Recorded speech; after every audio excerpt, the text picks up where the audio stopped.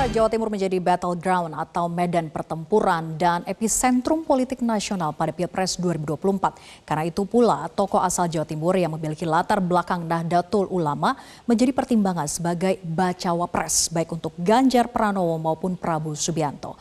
Untuk membahasnya lebih lanjut, kami telah bergabung dengan Direktur Eksekutif Politika Research Consulting atau PRC Rio Prayogo. Selamat sore, Mas Rio. Selamat sore. Ira. Oke, Mas Rio, tokoh asal Jawa Timur berlatar belakang NU menjadi rebutan untuk dijadikan bacawa pres Ganjar maupun Prabowo. Ini apakah hal tersebut dipicu setelah baca pres Anies Baswedan resmi berpasangan dengan bacawa pres Mohaimin Iskandar yang merupakan ketua umum PKB dan memiliki basis pemilih di Jawa Timur? Yes, exactly ya. Benar sekali. Saya kira banyak sekali ya komentar-komentar dari para pengamat, bahkan kita sebagai analis politik sudah menyampaikan bahwa deklarasi Anies Baswedan dan Mohaimin Iskandar yang begitu cepat itu membolak-balikkan keadaan peta koalisi yang sudah terjadi belakangan ini. Dan nyatanya hiruk-pikuk deklarasi Anies Baswedan dan Mohaimin ini juga merubah susunan pembentukan atau deklarasi pasangan cawapres dari kedua belah pihak ya, baik dari kubu Prabowo Subianto maupun Ganjar Pranowo. Dan kita ketahui sekarang orang-orang yang berlatar belakang atau ada warna Jawa Timur kembali diminati setelah kemarin misalnya Prabowo sudah sangat identik dengan Erick Thohir, Ganjar juga sudah begitu dekat dengan Ridwan Kamil kembali berubah ya. Begitu Bira. Oke, nah kalau begitu siapa nama-nama tokoh Jatim yang masuk dalam radar dan diyakini ini mampu mendongkrak elektoral capresnya? Pertama begini, bahwa setiap pembentukan pasangan calon presiden dan wakil presiden itu harus dilandasi dengan strategi atau pikiran bagaimana memenangkan sebuah pertandingan ya. Kebutuhan Anies Baswedan di Jawa Timur itu dilengkapi secara penuh dan total oleh PKB dan Mohaimin Iskandar. Saya pikir itu langkah yang sangat fantastis dan membuahkan hasil, dan survei kami menunjukkan progres yang sangat baik. Ada kenaikan elektabilitas tidak hanya di Jawa Timur tapi di seluruh Indonesia atau secara nasional. Nah, bagaimana dengan dua orang lainnya calon presiden seperti Prabowo misalnya, yang sudah dekat sekali dengan Erick Thohir tapi kemudian berubah karena memang dengan dideklarasikannya Anies dan Mohaimin ini itu terasa sekali menggerus suara Prabowo terutama di basis-basis Nahdien. Itu data kami mengatakan demikian. Lalu bagaimana dengan Ganjar? Ganjar pun akhirnya harus mengamankan karena Ganjar belum pada level 50% di Jawa Timur, sehingga Ganjar kembali membuka opsi agar mendapatkan atau mencari wakil warna dari Jawa Timur. Nah, nama-nama yang tersedia antara pilihan Prabowo dan Ganjar itu relatif hampir sama. Ini menjadi sangat unik. Maka akan ada pertarungan perebutan calon wakil antara Prabowo dan Ganjar Pranowo. Misalnya yang kita sering adalah Kofifa, kemudian Mahfud MD, ya kan? Itu akan menjadi sesuatu yang berharga di mata Prabowo maupun Ganjar. Sampai sekarang kita nggak pernah tahu apakah Prabowo lebih dekat ke Ganjar, Kofifa lebih dekat ke Ganjar atau Ganjar lebih dekat ke Kofifa, kita nggak pernah tahu. Ya. Itu salah satu contoh misalnya, Vira. Ya.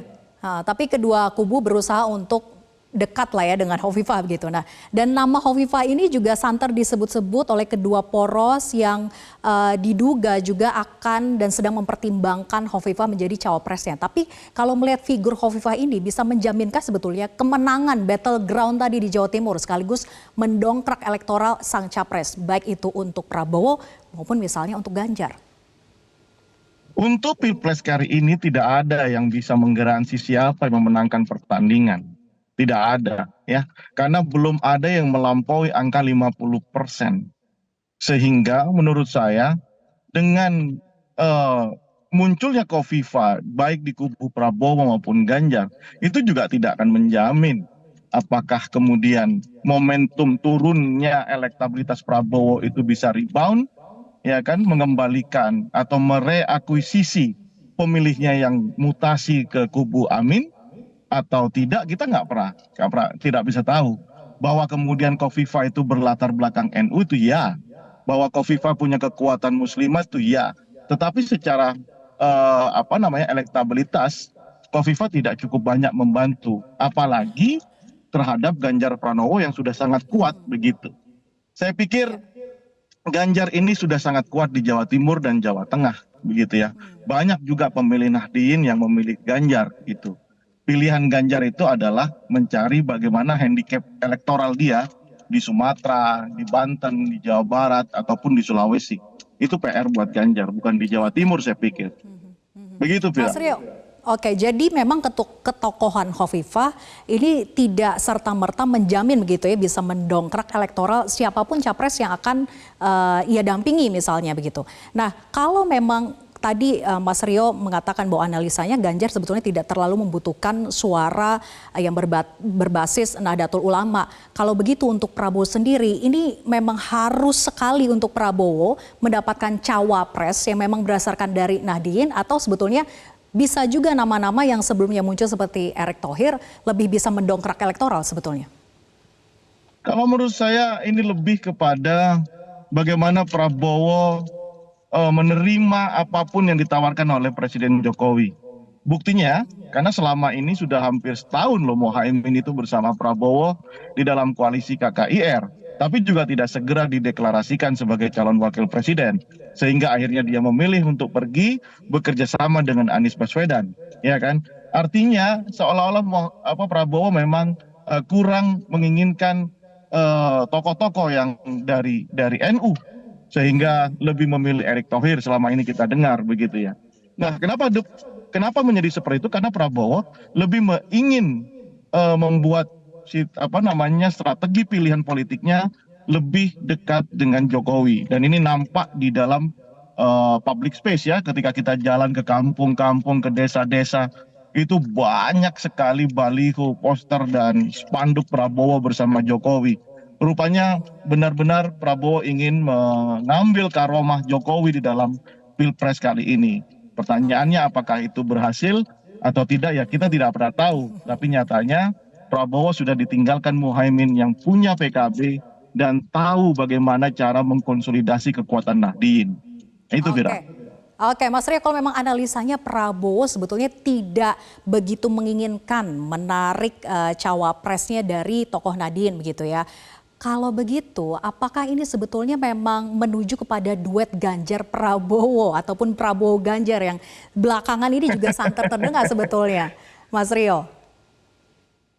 Ya, itu mungkin masih ada lah, opsi itu masih ada di kantong Prabowo Subianto, bahwa pertarungan ini akan menjadi lebih mudah ketika dia harus berpasangan dengan capres dari kubu PDIP, yakni Ganjar Pranowo.